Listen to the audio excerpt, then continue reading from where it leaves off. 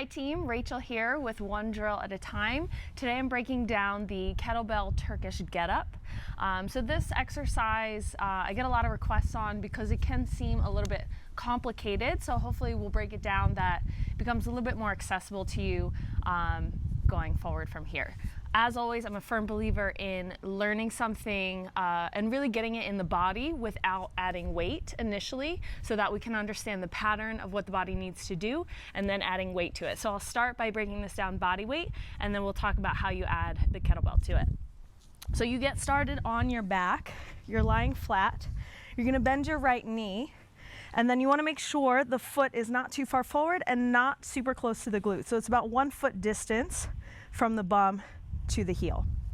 The right arm is going to go up. That's going to be the arm that has the weight. You'll lay with the wrist and elbow stacked right on top of the shoulder, and you're going to aim to maintain that alignment through the whole drill.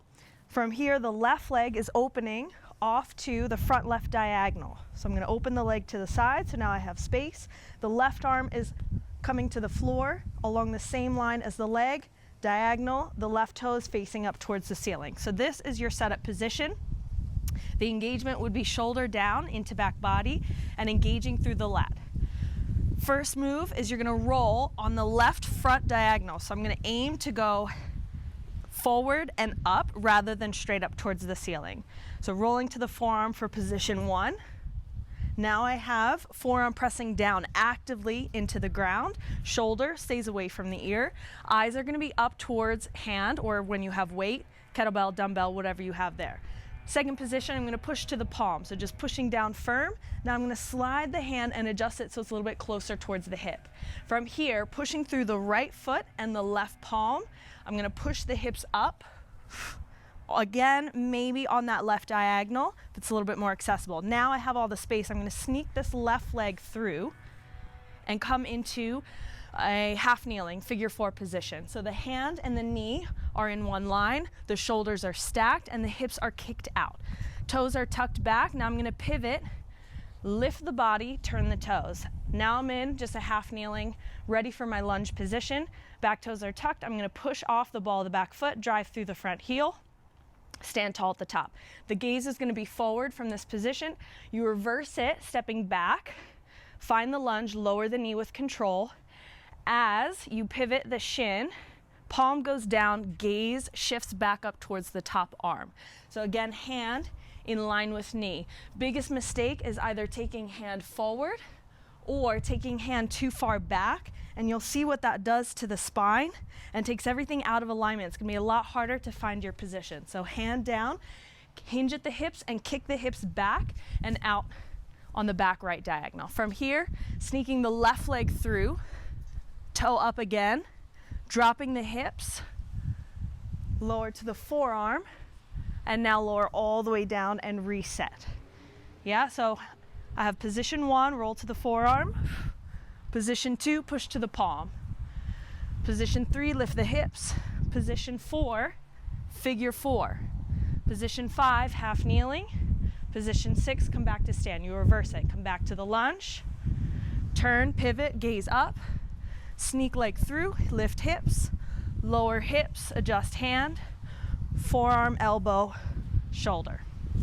Cool, so I would recommend doing that 5 to 10 times per side and just noticing the little intricacies and the difference between the body and how it might feel per side. You can do the same movement with a dumbbell, and you're just gonna keep the arm reaching up towards the ceiling and maintain the stacking of the weight on top of the shoulder. When we talk about adding the kettlebell, in order to get into a safe position to press the bell, you don't want to just go from your back and press the bell up towards the ceiling, because that causes a lot of strain here on the shoulder. So in order to do that, you're going to bring the legs into 90 degrees. You're going to hug the bell in close. Then we're talking about hand insertions for maximum control over the handle and over the bell. You want to fully insert your hand, so it's at a 45-degree angle. You have thumb and base of palm connection here. Then there's no space between the handle, the horn, and the forearm, yeah? Then I'm gonna close the grip without squeezing death grip on it, but close so I have activation and control. Shoulders down.